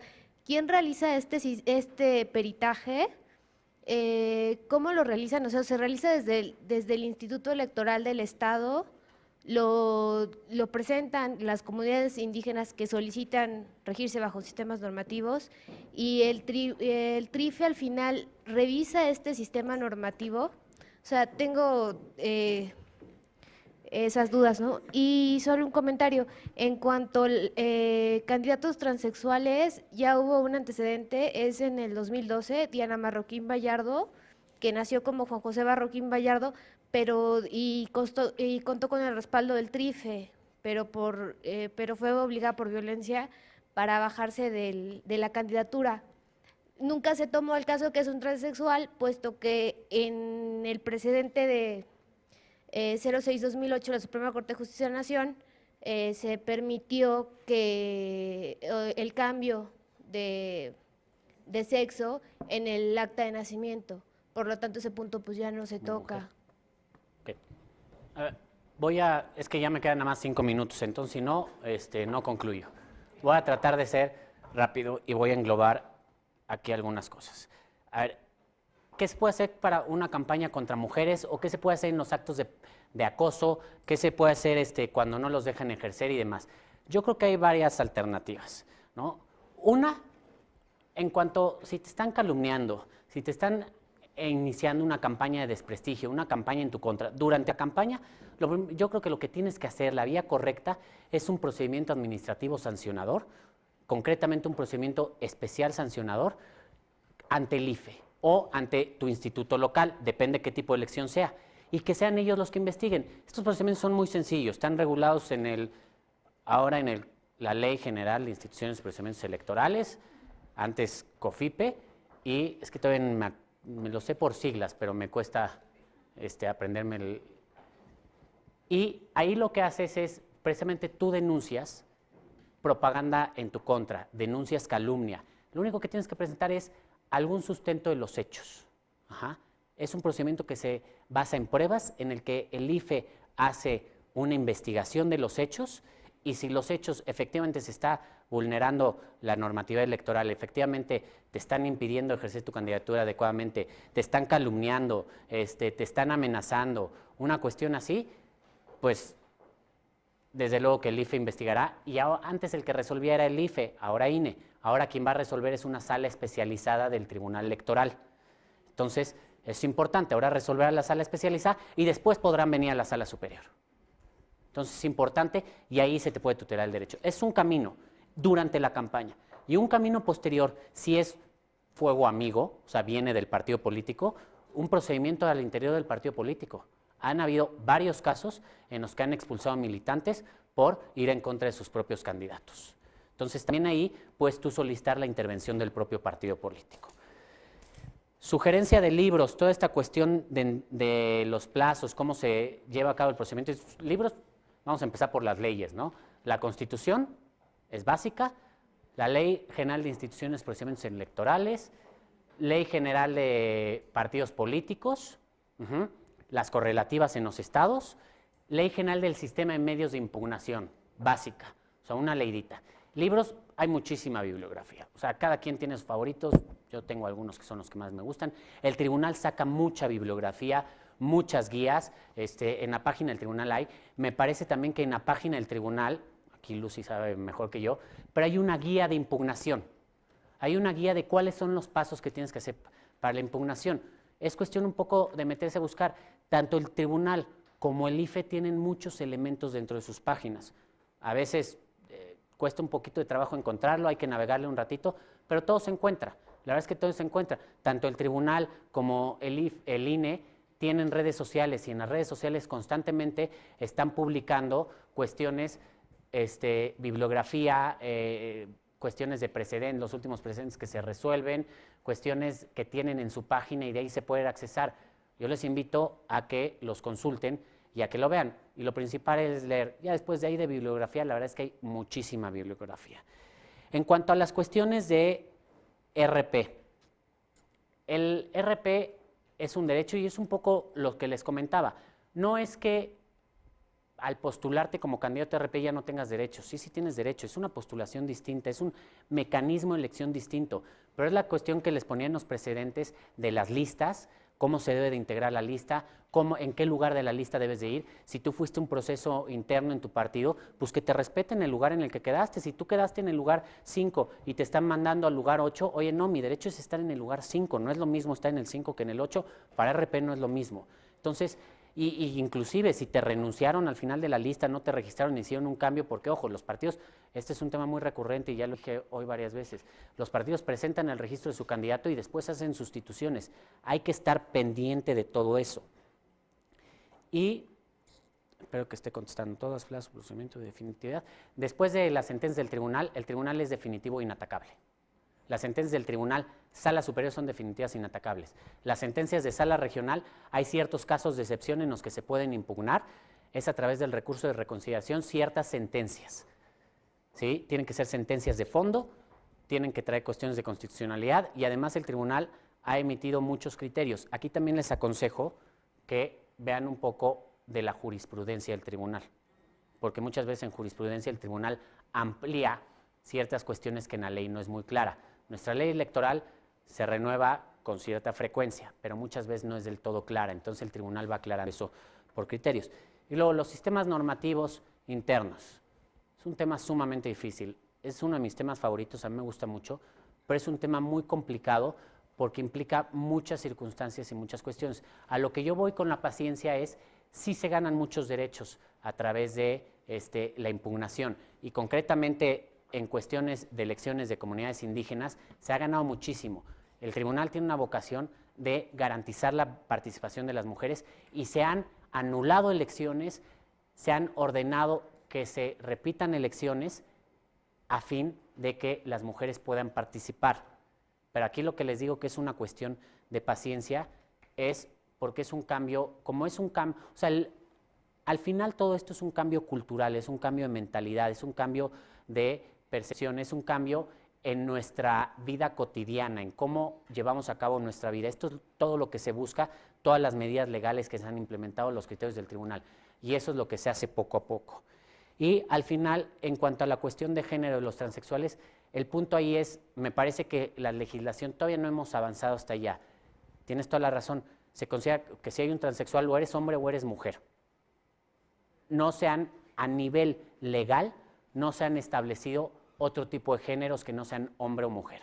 Entonces, la legislación desde luego tendrá que ir avanzando y muchas veces me parece que ese avance, sin duda el DF me parece que es de los más vanguardistas en eso, pero ese avance se puede dar a través de precedentes, de criterios jurisdiccionales, la Corte, el Tribunal o algún otro. Pero bueno, conforme se van dando los casos, se van avanzando. Aquí lo que yo les quería destacar con todo esto es, si hay una vía para defender tus derechos, lo más importante es que ustedes la conozcan, que tengan la información suficiente y que lo intenten. Como les digo, si no intentan ejercer sus derechos, si no intentan defenderlos, pues probablemente no se hubiera ganado todo lo que ahorita se gana. Falta mucho por hacer, sí falta mucho. Pero bueno, hemos ido ganando poco a poco y la idea es que se siga por este camino, se sigan conquistando derechos y al final lo más importante es garantizar una participación efectiva del derecho de las mujeres. O sea, que sea real, que realmente participen, que realmente ejerzan sus derechos. Les agradezco muchísimo.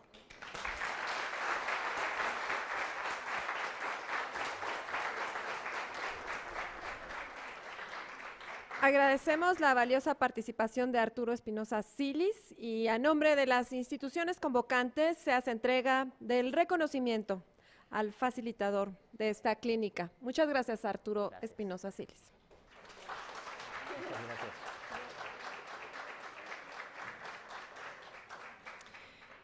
Y se harán los ajustes necesarios para llevar a cabo posteriormente la presentación de resultados de las mesas de trabajo realizadas esta mañana y esto estará a cargo de Miriam Keila González Hilario.